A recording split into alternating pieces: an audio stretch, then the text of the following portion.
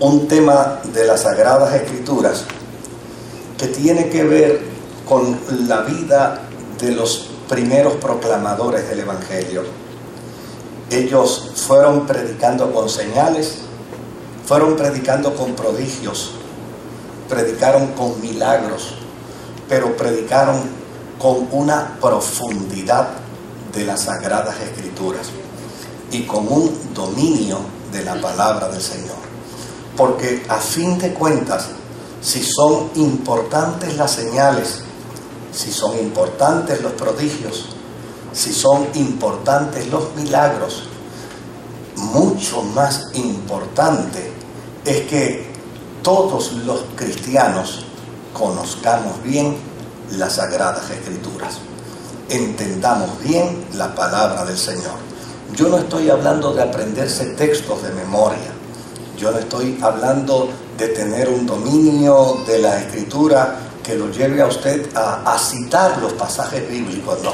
De lo que yo estoy hablando es que usted tenga un cabal conocimiento de la palabra del Señor. Usted entienda y sepa cuál es el mensaje de las Sagradas Escrituras desde el Génesis hasta Malaquías en el Antiguo Testamento y desde Mateo hasta Apocalipsis, que es el Nuevo Testamento. Y desde luego, para ello, me gustaría considerar algunos versos del capítulo 8 del libro de Hechos, verso 26 en adelante. Hechos, capítulo 8, verso 26 en adelante. Y dice la Escritura: un ángel del Señor le dijo a Felipe: ponte en marcha hacia el sur, por el camino del desierto que baja de Jerusalén a Gaza. Felipe emprendió el viaje y resulta que se encontró con un etíope, eunuco, alto funcionario encargado de todo el tesoro de la Cadence, reina de los etíopes. Este había ido a Jerusalén para adorar y en el viaje de regreso a su país iba sentado en su carro leyendo el libro del profeta Isaías. El Espíritu le dijo a Felipe: acércate y júntate a ese carro. Felipe se acercó deprisa al carro y al oír que el hombre leía al profeta Isaías le preguntó: ¿acaso entiende usted lo que está leyendo? ¿Y cómo voy a entenderlo?, contestó, si nadie me lo explica. Así que invitó a Felipe a subir y a sentarse con él. Y a sentarse con él. Verso 35, ¿no? El pasaje de la Escritura que estaba leyendo era el siguiente: como oveja fue llevado al matadero, y como cordero que enmudece ante su trasquilador, ni siquiera abrió su boca. Verso 35, lo humillaron y no le hicieron justicia. ¿Quién describirá su descendencia? Porque su vida fue arrancada de la tierra. Continuamos. Dígame usted, por favor, ¿de quién habla aquí el profeta? ¿Si de sí mismo o de algún otro?, le preguntó el eunuco a Felipe. Entonces Felipe, comenzando con ese mismo pasaje de la Escritura, le anunció las buenas nuevas acerca de Jesús. Mientras iban por el camino, llegaron a un lugar donde había agua, y dijo el eunuco: mire usted, aquí hay agua, ¿qué impide que yo sea bautizado? Entonces mandó a parar el carro y ambos bajaron al agua y Felipe lo bautizó. Cuando subieron del agua, el Espíritu del Señor se llevó de repente a Felipe. El eunuco no volvió a verlo, pero siguió alegre su camino. En cuanto a Felipe, apareció en Azoto y se fue predicando el Evangelio en todos los pueblos hasta que llegó a Cesarea. Esta es una historia muy particular y es una historia que reviste de una importancia para la iglesia extraordinaria, porque esta es la historia que demarca el inicio del ministerio de la cristiandad en medio del pueblo gentil. Y desde luego, una vez inició el ministerio del pueblo gentil dentro del marco de la fe cristiana, a partir de entonces la fe cristiana ha seguido ministrando al mundo gentil. Desde luego, la iglesia en sus inicios era una iglesia judía. Y el judío no solamente es judío desde el punto de vista de su fe. El judío es judío en toda la dimensión. Piensa dentro del marco de su fe, actúa, interactúa dentro del marco de su fe, tiene una concepción de la vida y de las cosas dentro del marco de su fe. Y desde luego no era para menos que en aquel tiempo la idiosincrasia del pueblo judío mantuviera cierto orgullo y mantuviera cierta postura y posición donde ellos entendieran que todos los pueblos podían ser buenos, pero ellos eran los mejores. Que toda la gente podía tener alguna que otra virtud, pero ellos tenían todas las virtudes. Ese orgullo en el pueblo judío, ese elemento de orgullo, de tradición del pueblo judío, los llevaba inclusive a entender que para ser un buen judío había que ser circuncidado en el día 40. Había que ser observador de la ley. Había que haber nacido, desde luego, dentro de la nación de Israel. Y desde luego tenía que confesar la experiencia de la fe sin mácula. Por el otro lado, tenía que dominar muy bien su idioma. Un judío que no dominara bien su lenguaje, un judío que no dominara bien su idioma, no era bien visto dentro de la comunidad de Jerusalén. Mire qué dato interesante. Cuando llegó el día de Pentecostés, un montón de judíos de la diáspora vinieron a Jerusalén, se convirtieron a Jesucristo, aceptaron la fe cristiana y se integraron dentro de la vida cristiana de Jerusalén. Pero tenían un problema, y es que ellos no hablaban bien el hebreo ni hablaban bien el arameo. Por lo tanto, como no sabían hablar muy bien, eran algo así como neoyorricas, ¿no? Que hablan del rufo y hablan de... Pues como ellos no sabían hablar bien el idioma, entonces los cristianos judíos entendían que esos eran cristianos de segunda clase, eran judíos de segunda clase. Y desde luego ellos empezaron a darse cuenta que eran marginados, que no eran tenidos en cuenta, que no eran aceptados dentro del grupo, al punto que ellos vieron que a la hora de dar el arroz con la habichuela, a las mujeres de ellos les daban menos arroz y habichuela y a las mujeres judías les daban más. Y esto trajo una gran dificultad, esto trajo un gran problema, porque desde luego, si esto lo hacían los judíos con sus propios hermanos de la diáspora, ¿qué se podría esperar entonces cuando el Espíritu Santo decidiera traer a la vida de la fe cristiana a los gentiles?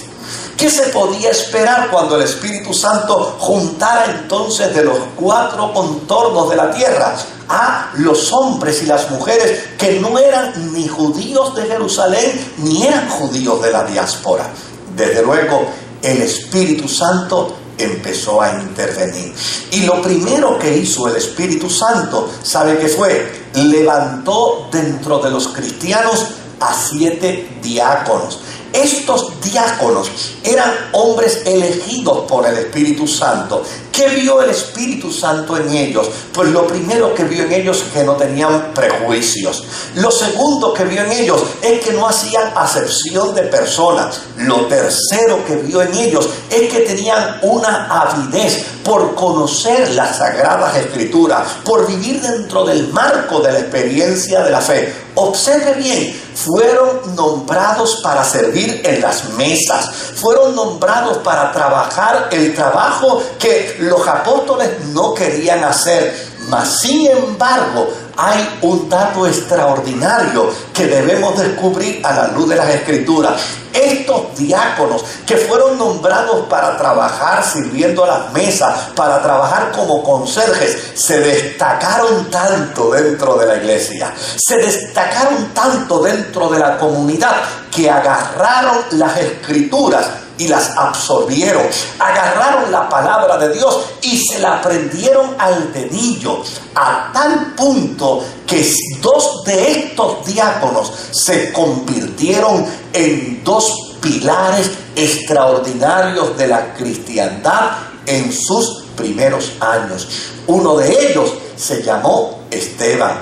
Esteban no era un apóstol, Esteban era un diácono que había sido invitado a trabajar en las tareas que los apóstoles no querían trabajar, mas sin embargo se convirtió en el primer mártir de la historia de la cristiandad, porque Esteban fue el primero en confrontar a los judíos y a los religiosos de su tiempo, haciéndole entender que antes que las Escrituras existieran, había un hombre llamado Abraham que obedeció a Dios por medio de la palabra que Dios le daba. Por lo tanto, para Esteban la palabra de Dios era la autenticidad de las Escrituras, y las Escrituras es la autenticidad de la palabra de Dios, y lo que es importante es la obediencia a esa palabra. Lo segundo que le dijo Esteban fue que los primeros adoradores no tenían templo para adorar, porque los judíos tenían mucho orgullo con su templo y pensaban que lo más importante era el templo, pero Esteban les hizo saber que llegaría la hora, como dijo Jesús. Jesús dijo, llegará la hora, y la hora es cuando los verdaderos adoradores adorarán al Padre en espíritu y en verdad, y a tales adoradores el Padre busca. Pues Esteban se paró frente a la gente de su tiempo y le dijo, ha llegado el momento, ha llegado la hora, cuando este templo no tendrá ninguna importancia, sino que en todo lugar donde haya un hombre y una mujer que deseen adorar a Dios, ese lugar será el templo de Dios para adorarle y para servirle. Finalmente, Esteban le dijo a los religiosos de su tiempo, ustedes siempre han perseguido a los profetas y ustedes siempre han matado a los profetas. Por lo tanto, ustedes son un pueblo a quien Dios dejará de lado para empezar a trabajar con la gentilidad. Fue precisamente, óigame, un diácono, no fue un apóstol, no fue el apóstol el que hizo este trabajo, lo hizo un diácono. El segundo diácono más relevante de los 7 era entonces Felipe. Desde luego, en el grupo de los apóstoles había uno llamado Felipe, pero este no tiene que ver nada con el apóstol. Este es Felipe el diácono. Y este Felipe el diácono, ¿sabe qué sucedió? Cuando mataron a Esteban, muchos de los cristianos salieron huyendo de Jerusalén. Los apóstoles se quedaron en Jerusalén, pero Felipe salió de Jerusalén, y salió de Jerusalén para nunca más volver a Jerusalén. Salió de Jerusalén para predicar el Evangelio, salió de Jerusalén para hablar del reino, salió de Jerusalén para predicar la palabra. Y desde luego, al primer lugar donde llegó Felipe, ¿sabe dónde fue? al primer lugar donde llegó fue a Samaria. Su mensaje en Samaria fue un mensaje con señales, fue un mensaje con prodigio, fue un mensaje de enseñanza de las Sagradas Escrituras. Si miramos un momentito Hechos capítulo 8, verso 4 al verso 13, mire lo que vamos a observar. ¿Qué fue lo que sucedió con el ministerio de Felipe cuando estaba en Samaria? Mira cómo dice: los que se habían dispersado, los que habían huido de Jerusalén, predicaban la palabra por donde quiera que iban. Felipe bajó a una ciudad de Samaria y les anunciaba al Mesías. Al oír Felipe y al ver las señales milagrosas que se realizaban, mucha gente se reunía y todos prestaban atención a su mensaje. De muchos endemoniados los espíritus malignos salían dando alaridos, y un gran número de paralíticos y cojos quedaban sanos. Y aquella ciudad se llenó de alegría. Ya desde antes había en esa ciudad un hombre llamado Simón que, jactándose de ser un gran personaje, practicaba la hechicería y asombraba a la gente de Samaria, a tal punto que todos, desde el más pequeño hasta el más grande, le prestaban atención y exclamaban: este hombre es al que llaman el gran poder de Dios. Los seguían porque por mucho tiempo los había tenido deslumbrados con sus artes mágicas. Verso 12: pero cuando creyeron a Felipe, que les anunciaba las buenas nuevas del reino de Dios y el nombre de Jesucristo, tanto hombres como mujeres se bautizaron. Simón mismo, el mago, el astrólogo, Simón mismo creyó, y después de bautizarse seguía a Felipe por todas partes, asombrado de los grandes milagros y señales que veía. Observe bien aquí. El ministerio de Felipe era un ministerio de señales, era un ministerio de prodigios, era un ministerio de milagros, pero era un ministerio de proclamación de la palabra, de enseñanza de la palabra. Lo que esto quiere decirnos a nosotros y dejarnos meridianamente claro es que toda experiencia dentro de la vida de la iglesia es buena, es saludable y es necesaria. Es buena la experiencia de la adoración, es buena la experiencia de las artes, es buena la experiencia de los cantos, son buenas las experiencias carismáticas, son buenas las experiencias de milagros, de señales, de prodigio, pero nadie puede pasar por alto que lo más importante dentro de la vida de una iglesia es la enseñanza de las Sagradas Escrituras.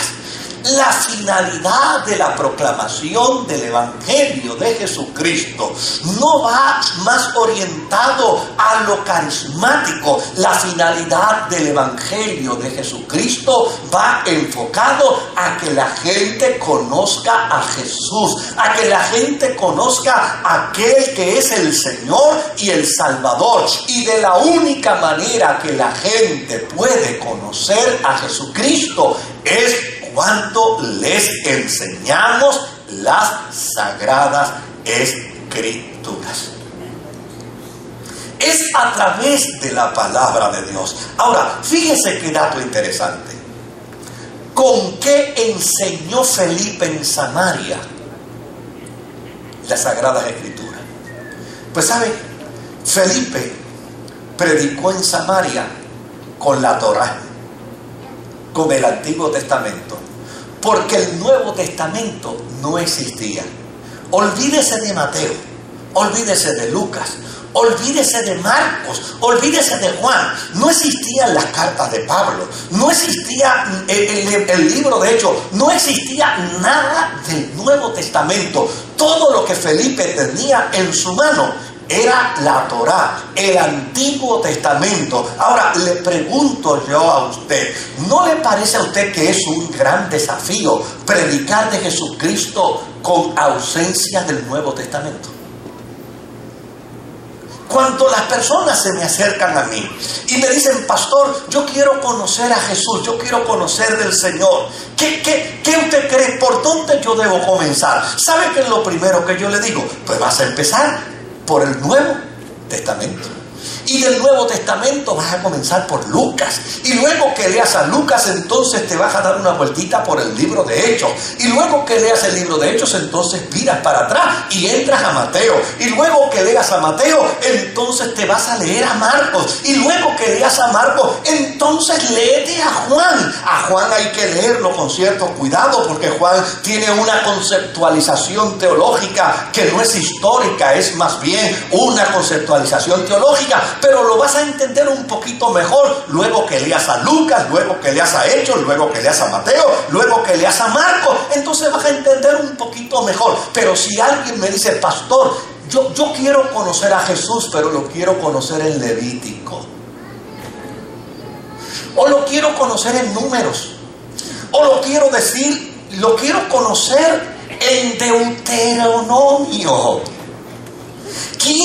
¿a quién se le ocurriría decirle a una persona hoy, aventúrate a conocer a Jesús a través de Levítico, atrévete a conocer a Jesús a través de Números? No, los cristianos hoy enseñamos a Jesús solamente a través del Nuevo Testamento. Pero Felipe no tenía el Nuevo Testamento. David Colón no había llegado todavía a ofrecerle una de las Biblias de sociedades bíblicas. No había nadie que le pusiera en las manos a Felipe un Nuevo Testamento. Por lo tanto, él tenía que predicar con el Antiguo Testamento. ¿Y sabe qué es lo extraordinario? Que dice la Escritura que hablando de Jesucristo según las Escrituras, según el Antiguo Testamento, hasta el astrólogo de Samaria se convirtió a Jesucristo.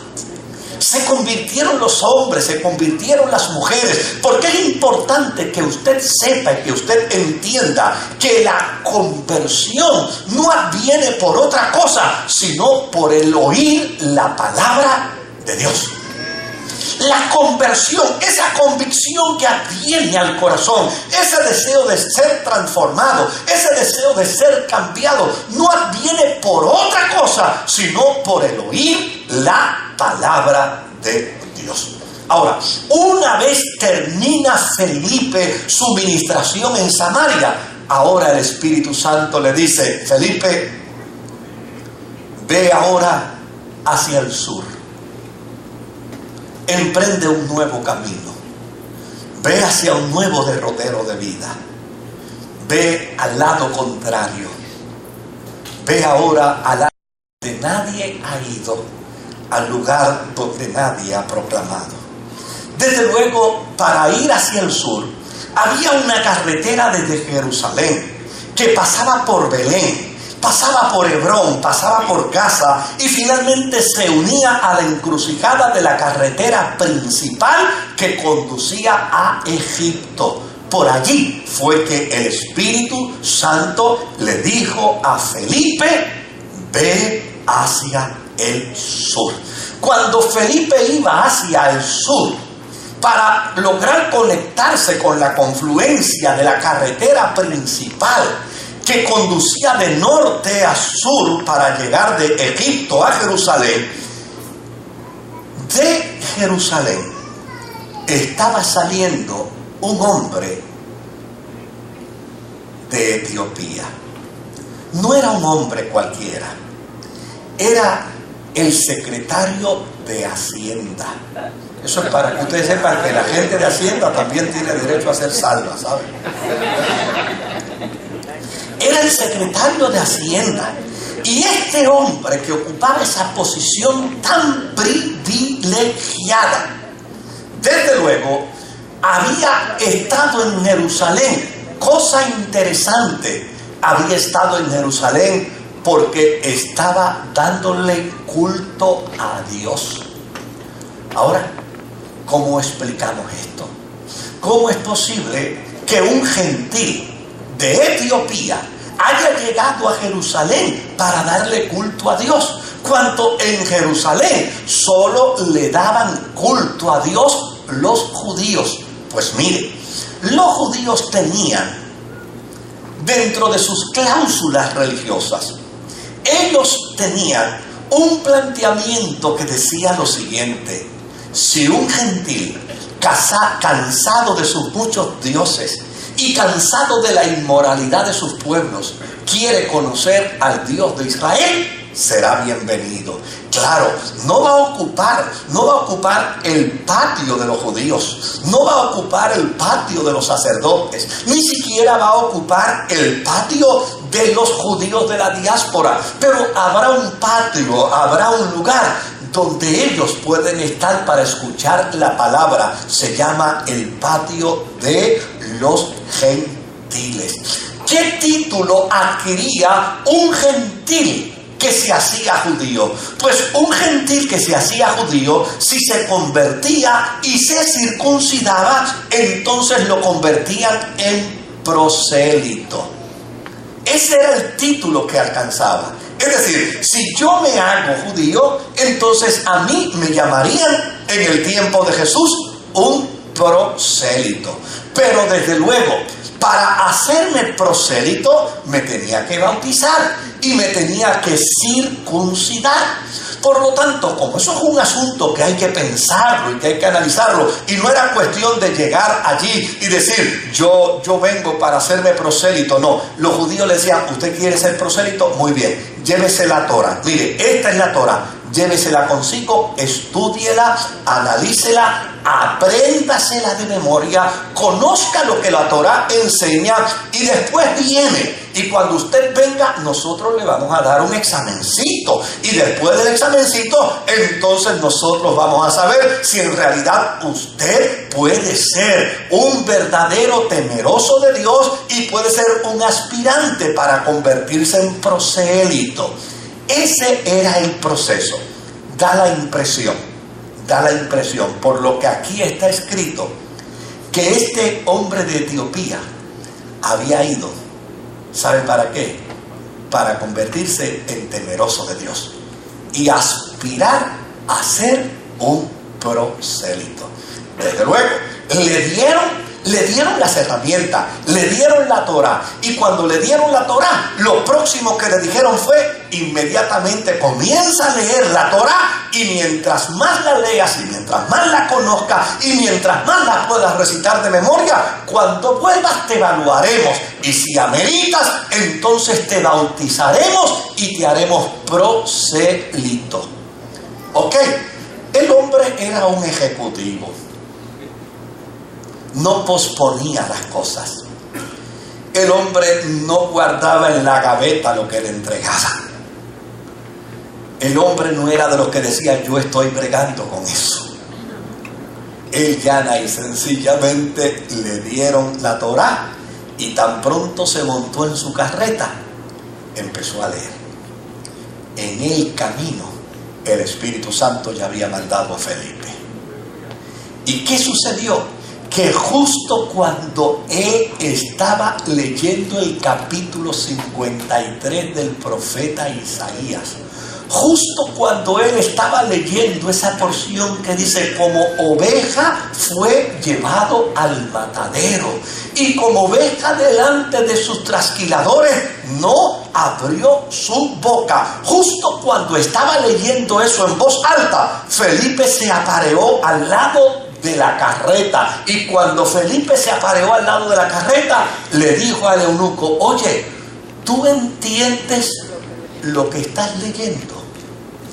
Y él le contesta y le dice, ¿cómo lo voy a entender si no hay quien me lo explique? Mire qué interesante. Estos judíos no eran fáciles, ¿saben? Le dieron la Torá, pero no se le explicaron. Le dieron la ley. ¿Por qué? Porque a fin de cuentas ellos no tenían mucho interés. Eso está ahí en la ley. Hay una acepción, hay un elemento que permite cierta oportunidad para los gentiles. Llévatelo, apréndetelo y cuando vuelvas te damos el examen. Y si lo apruebas, entonces te bautizamos y te circuncidamos y te hacemos prosélito. Pero si no lo apruebas, seguirás siendo el mismo gentil de toda la vida. Por lo tanto, el hombre tomó toda la documentación de la Torá y empezó a leer y a leer y a leer. Pero ¿qué sucede? Que cuando se lee las escrituras sin ninguna instrucción, sin ninguna dirección, sin ninguna capacitación, llana y sencillamente la persona puede leer, pero no va a entender absolutamente nada de lo que lee. Ahí es que Felipe era un especialista.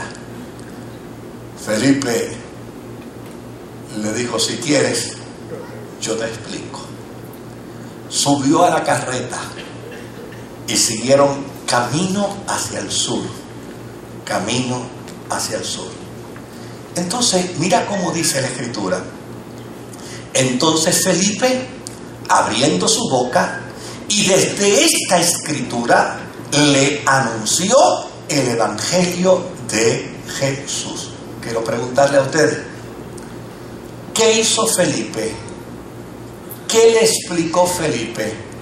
Pues Felipe le explicó el Antiguo Testamento. No había Nuevo Testamento. ¿A quién encontraba Felipe entonces en el Antiguo Testamento? Pues Felipe encontraba en el Antiguo Testamento a Jesús. ¿Desde dónde veía Felipe a Jesús en el Antiguo Testamento? Pues Felipe veía a Jesús desde Génesis hasta Apocalipsis. Desde luego, yo no tengo la capacidad del abuelo que vino hace 2 semanas por aquí y nos dejó deslumbrado con esa mente privilegiada de poder citar y citar y citar y citar de memoria, ¿verdad? Sin siquiera leer. Pero déjeme decirles algo de lo que tuvo que haberle planteado Felipe al eunuco dentro de la carreta.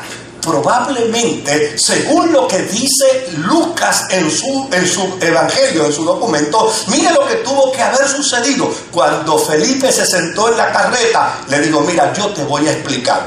Primero, en el Génesis, tú vas a encontrar a mi Mesías, tú vas a encontrar a mi Salvador, tú vas a encontrar a mi resucitado, porque en el Génesis Cristo es la simiente de la mujer profetizada. En el Éxodo tú vas a encontrar a un Cordero Pascual. Pues ¿sabes qué? En el Éxodo Cristo es mi Cordero Pascual. En el Levítico tú vas a encontrar a un sumo sacerdote. Pues ¿sabes algo? Mi Jesús es mi sumo sacerdote. En Número tú vas a encontrar la historia de una columna de nube que de día protegía a Israel y una columna de fuego en la noche que los cuidaba del frío. Pues Cristo para mí es la columna de nube de día y la columna de fuego de noche que me conduce con cuidado y con protección en el camino. En Deuteronomio, señor etíope, usted va a encontrar que Cristo es el mayor de todos los profetas, inclusive mayor que Moisés. En Josué, Él es el capitán de nuestra salvación. En Jueces, Él es nuestro juez y Él es el dador de una nueva ley, la ley del amor. Un nuevo mandamiento os doy, que os améis los unos a los otros. En Ruth, Cristo es nuestro pariente redentor. En Primera y Segunda de Samuel, Cristo es nuestro profeta fiel. En Reyes y en Crónica, Cristo es el rey que gobierna. En Esdras, Cristo es el escriba fiel y la palabra viva. En Nehemías, señor etíope, Cristo es el constructor de nuestra vida. En Esther, señor etíope, Cristo es el Mardoqueo que nos nos defiende, que nos cuida y que nos protege. En Job, Cristo es nuestro Redentor que vive. En los Salmos, Señor etíope, Cristo es el pastor amante de las almas que las conduce y las guía por buen camino. En Proverbios y en Eclesiastés, Cristo es la sabiduría y el poder de Dios. En el Cantar de los Cantares, Cristo es el amado esposo. En Isaías, Él es el príncipe de paz y es el salvador del mundo. En Jeremías y en Lamentaciones, Cristo es nuestro intercesor. En Ezequiel es el vivificador. En Daniel es el que nos acompaña en el fuego de la prueba. En Osea, Cristo es nuestro esposo eterno y misericordioso. En Joel, Él es el dador del Espíritu Santo. En Amós, Él es el que lleva nuestras cargas. En Abdías, Él es nuestro Salvador. En Jonás, Él es el gran misionero. En Miquea, Cristo es el que viene por segunda vez. En Nahum, es nuestro defensor. En Habacuc, es la razón para que todo hombre se arrepienta de sus pecados. En Sofonía, es el Salvador glorioso. En Ageo, es el restaurador de vida. En Zacarías, es el manantial de la casa de David. Y en Malaquías, Cristo es el sol de justicia. Mire qué interesante. En el Antiguo Testamento, a veces yo me topo con cristianos que dicen: yo si leo algo de la Biblia es de la mitad para acá, porque el Antiguo Testamento yo no lo entiendo.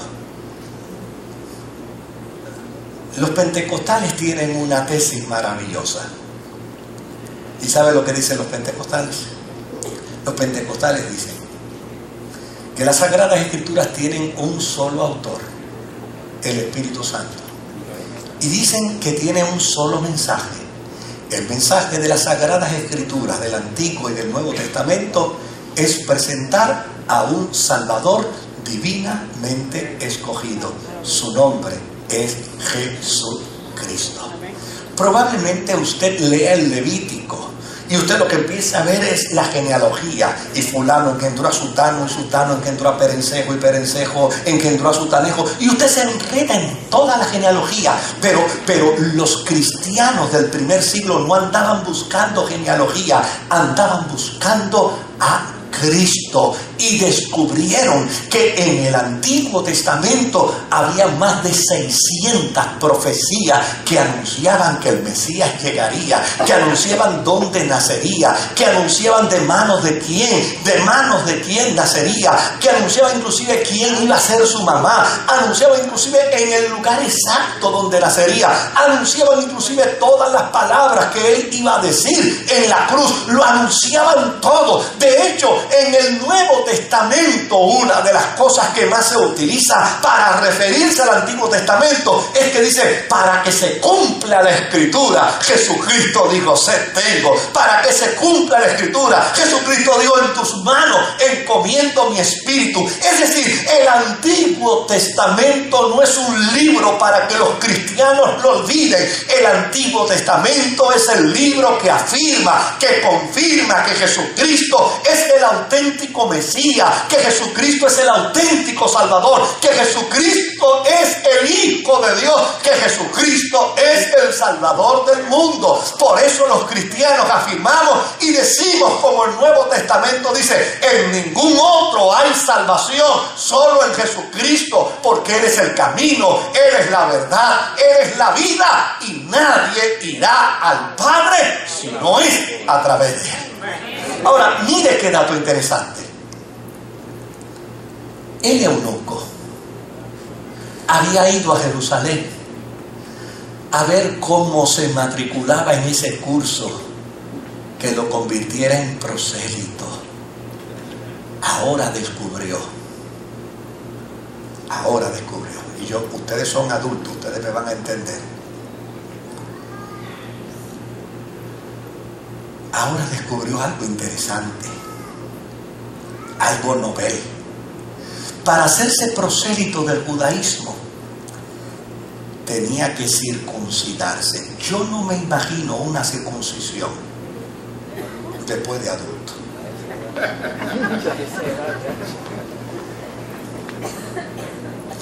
Pero la circuncisión era un acto humano, era una aportación humana que declaraba ¿qué cosa? Que declaraba una limpieza por medios propios, por medios humanos, que garantizaba que ya se podía ser judío auténticamente. Felipe le habló con el Antiguo Testamento al eunuco, y ¿sabe qué descubrió el eunuco?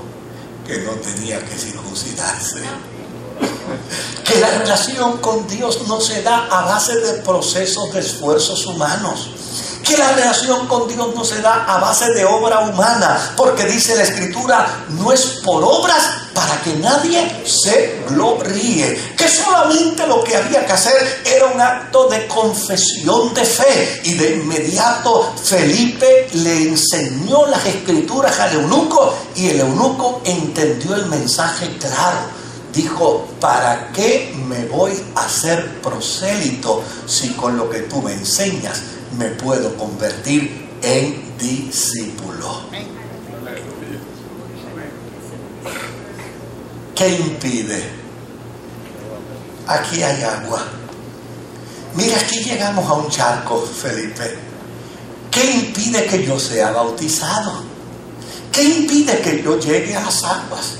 ¿Qué impide que yo abrace a Jesucristo como mi Salvador? Note bien, con el Antiguo Testamento. Con el Antiguo Testamento Felipe se ganó al etíope para Jesucristo. Y una vez lo introdujo a las aguas bautismales, una vez lo introdujo a las aguas, la Biblia dice que el Espíritu Santo transportó a Felipe de nuevo a otro lugar, y al eunuco le permitió que siguiera caminando lleno de alegría hasta Etiopía. Toda la Escritura es útil. Toda la Escritura es inspirada por Dios. Toda la Escritura tiene pertinencia para que nosotros conozcamos el plan y el propósito de Dios. Pero por sobre todas las cosas, toda la Escritura revelan a Jesucristo. Jesucristo no está escondido en ninguna porción de la Biblia. Jesucristo no desaparece en ningún libro de las Sagradas Escrituras, sino todo lo contrario. A través de todos los libros de las Sagradas Escrituras, usted puede encontrarse con Jesucristo. Por esa razón Jesús le dijo a los religiosos de su tiempo: escudriñen la Torá, porque a vosotros os parece que en ella está la vida eterna, pero ellas son las que dan testimonio de mí. ¿Cuál es la aplicación? ¿A qué conclusión podemos llegar en esta noche con este capítulo? Pues podemos llegar a la siguiente conclusión: persigamos los dones, persigamos los ministerios, persigamos las artes, busquemos las señales, busquemos los prodigios. Pero escúcheme bien, ame las Escrituras, dedíquese a aprender las Escrituras, dedíquese a conocer la palabra de Dios. Dedíquese a conocer cada pasaje bíblico. Es tan extraordinario para la vida cristiana cuando llegamos a la palabra de Dios, no como ignorantes, sino cuando llegamos a la palabra de Dios, porque podemos, como dice la Escritura, trazar bien la palabra de verdad.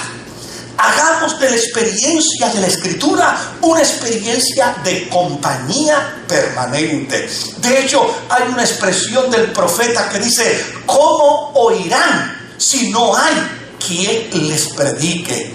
Y a esa expresión del profeta yo le añado: ¿y cómo predicarán si no conocen y aman las Sagradas Escrituras? ¿Cómo podremos hablarle a otros? ¿Cómo le podemos presentar a otros a Cristo si las Sagradas Escrituras no son parte de nuestra experiencia de vida? Querido, déjeme decirle esto brevemente. Para poder celebrar nosotros como iglesia el mes de la Biblia, yo estoy en el altar. No tengo por qué mentir. Pero a nosotros nos ha tomado cientos de horas este proyecto. A veces salimos de una reunión de aquí a las 11, a las 12 de la noche, planificando este proyecto, y después llegamos a casa para estar hasta las 2 y las 3 de la mañana. Por meses hemos estado reuniéndonos el cuerpo pastoral para mirar cada pasaje de la Biblia, cada texto de la Biblia, porque no queremos que sea algo de invención, no queremos que sea algo de improvisación, queremos que sea algo de contenido. Hemos invertido cientos de horas en este proyecto y todavía nos falta invertir un poco más de horas. ¿Por qué lo hacemos? Porque créame, hay un texto en las Escrituras que es muy doloroso, y es ese texto que dice: el pueblo perece por falta de conocimiento. Y es tan doloroso cuando uno ve cantidad de cristianos que son movidos por cualquier corriente, por doctrina, por cualquier planteamiento, por cualquier embeleco. Son movidos como veletas por el viento, porque desconocen las Sagradas Escrituras. Jesús le dijo a los religiosos de su tiempo: ustedes erráis porque desconocen las Sagradas Escrituras. El desafío que nosotros queremos hacer para cada hermano, para cada hermana, para cada hombre, para cada mujer de nuestra iglesia y de nuestra tierra, es que si servimos al Señor, amemos los dones, amemos los carismas, amemos las experiencias espirituales, pero por sobre todas las cosas, queridos, amemos las Sagradas Escrituras. Caminemos con las Sagradas Escrituras, entendamos las Sagradas Escrituras y compartamos las Sagradas Escrituras. Que el Señor nos bendiga.